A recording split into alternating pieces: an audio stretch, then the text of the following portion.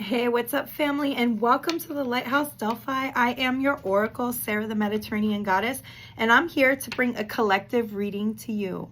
Happy full moon in Aquarius. Although this is a timeless reading, take what resonates and leave what doesn't. This is just going to be a general reading, but if you would like a personal reading, or you would like to see like my merchandise or my original oracle deck that I've made, please go to my website at lighthousedelphi.com. So if you're new to this channel, welcome, join the family. And if you're returning, you know how we do, fam. We about to get a message from the Holy Spirit.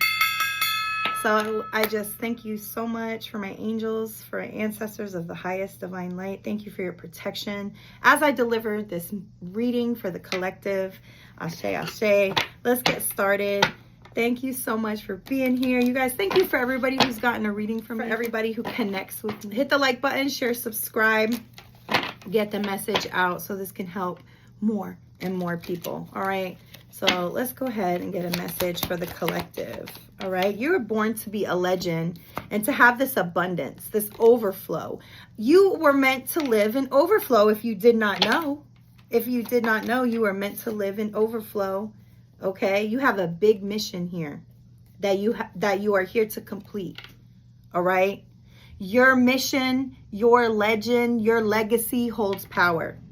And anybody that's trying to mess with your third eye, they're going to be sorry. Like anybody who's tried to distort your vision of yourself or what you're supposed to do for source, I heard they're going to get, like I was saying, because my shit just stopped recording. So no matter if they've tried to interfere, they're going to get spiritual whooplash. I feel like you ride your Merkaba at high speeds and high velocity, okay? You're born to be a legend, so that means that you are a spiritual legend, all right? And the spirit knows about you. It's like you're a fucking NASCAR Merkaba racer. So they know about you, and you got the abundance here. So they even know about your lineage. They know about your ancestors. They know about your bloodline and how abundant you are. And even if they try to interfere, they're going to get whiplash. They cannot drive at these velocities through the terrain, through the galaxy, through the asteroids, through the comets like you can. All right? You're an undefeatable star. Say it with me. I am an undefeatable star with ancient divine blood. Okay? This is deja vu. I feel like you do this time and time again. But your dreams are coming true. Go after your dreams too. Wake up to who you are. Some of you guys are shamans and healers. You're meant to make abundance off of, look, you're empaths, you're healers, and you're meant to leave a legacy. You're meant to show other people how to heal. This might be a dream of yours, but you've done it before. You have the blood of ancient shamans, divine inheritance. It's like your bloodline is forever blessed. You might be seeing synchronicities. Your bloodline is forever blessed because it's like you've done good for others. Your bloodline, your ancient divine bloodline that holds these hidden secrets to help heal the collective. And it's like God is repaying you with abundance, with divine inheritance, just for your beautiful heart and your empathy collective. So your third eye is awakening. You're starting to have more knowledge revealed to you. You guys hit the like button, share, subscribe if you rocking with me. So Spirit sees you as a dreamer. It's like you can be anything that you want to be.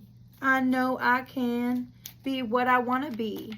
If I work hard at it, I'll be where I want to be. I feel like you don't even have to work hard at it. I know everybody has to work hard, right? You get better with practice makes perfect or whatever, but it's not about perfection. It's about you being authentically you, shining your goddess insight, your goddess light. You're like a beautiful twinkle. I heard twinkle, twinkle, little star. It's like you can wish. All you really have to do is like ask the goddess tree or the goddess in your divine goddess in your bloodline Like, spend time alone and allow your mind to wander and imagine yourself as who you are, which is a beautiful god or a goddess. But also there is I'm hearing triple crown goddess or triple crown god that gives you insight as you spend time by yourself. Maybe go into the grass, go by a tree, go by the water, really eat nourishing foods and have a better relationship with your health and with your own insight. You might be drawn to use mugwort, but mugwort is definitely a psychic herb, but it's also a grounding herb, and it helps clear out negative energy. But you're going through a rites of passage, and it's almost like you've gained a new superpower, and it's like you've tried really hard to pursue your dreams in the past, but Source is saying your hard work is paying off, but it's not about hard work because you have a manifestation ability to dream it into reality. That's how powerful that you are. You do need to make boundaries, okay? Because you have the wisdom. Source gives you the wisdom on making boundaries with toxic people and creating a sacred space for yourself. You might be seeing dragonflies. It says, take time for the dreamer in you. Find power in stillness. In your sacred space is the peace that you seek. So definitely go into a sacred space for yourself. Allow yourself to dream. You're going to be guided into certain direction, certain timing. But it has to do with your own truth, finding the own truth within you, becoming one with yourself and with your insight and with your dreams. Yeah, but you are definitely a high priestess, high priest energy. You hold the insight. You hold the Akashic records, the knowledge of the death and the rebirth. Mary Magdalene energy. But your faith has been tested, all right? And you stayed faithful and you stayed true to Source and to yourself, your authentic self, even to the end. And that's why God chose you. You might think, well, I stutter. But it's not about having it all. It's about offering all that you are. Come on, Spirit's talking. It's not about being perfect and having it all to give to God. It's about taking what you have and using it for Source. So it's holy ground. I feel like you've sacrificed your life. You've sacrificed even your lineage for this. I feel like you're from the lineage of Jesus, who was sacrificed. That you hold the knowledge and the secrets. See, the widow's generosity. That's the story about, like, a bunch of people went and, like, gave some money, and it might look like a lot to them. All right? So, but it's not about that. It's about the condition of the heart. Come on. So here's the story of the widow. You had some people go and they gave like $100. One gave like $500. Ooh, it looks like a lot, right? But not if they have a ton of money. It's like Jeff Bezos and those guys, they give millions of dollars, but it's literally comes out to be like pennies and dollars compared to their actual net worth of what they have. I'm hearing you have a high net worth. Your spiritual net worth is through the roof, okay? And it's because you're willing to sacrifice your life, and because Jesus sacrificed his life, and because you would even sacrifice yourself, and you even go with faith, and sometimes you're not even sure, but you still take that step forward because you know you're called and on holy ground. Like this woman, she only went and gave 2 pennies. And everybody was making fun of her, and they're like, "Oh, look! She even only gave 2 pennies." Like maybe you think you don't have a lot of talents, but maybe you serve food, or you serve the children, or you serve in some way, and you think it's insignificant. And Source is saying it is not insignificant. You are not insignificant. Your role matters, and what you give is based on your heart space, not based on society's standards. So they might say, oh, that person just is a mother or just is this or that. They don't have shit. But in reality, what they bring is their whole heart and everything that they got. They bring it with a sacrifice of praise. I'm hearing that God loves a cheerful giver. When you give a sacrifice of praise, that's what a sacrifice of praise is sometimes praise hurts. Come on, fam. Sometimes it don't feel good to praise. But you got to open up your throat chakra and praise. And you know who will tell you a lot about that is David. David sang the songs of praise as well, even when it didn't feel good. But this woman, she didn't have shit. She just gave 2 little pennies, and God saw her heart. Even more than the guys who gave a lot. So you don't have to have a lot to give a lot. You just have to have the right heart space. So these people that think that they're gonna whatever get into heaven or whatever, it's easier for a camel to go through an eye of a needle than to a rich person that trusts in his own riches instead of trusting in God to get them. God is the abundant one. Source is the abundant one. Mother Earth is abundant.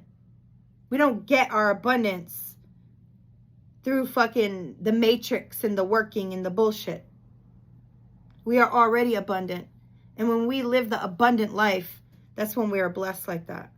But it required a sacrifice of praise. Okay? This woman sacrificed more than the other guys. I feel the ancestors upset with that because there's a lot of rich people that think that they're getting glory. Oh, they gave this much. Jeff Bezos and I forget who the other guy is. Oh, they're giving this much. They ain't giving shit compared to what they have. And then you give your time, your money, your resources to helping people heal because you are that empath. You are that shaman. You are that high priestess. You sacrifice your life, your time. So yeah, you are going to get the divine abundance and inheritance. Yeah, what was meant for you is coming. And if you don't already have it yet, it will be here because it is being transferred. I'm hearing wealth transfer.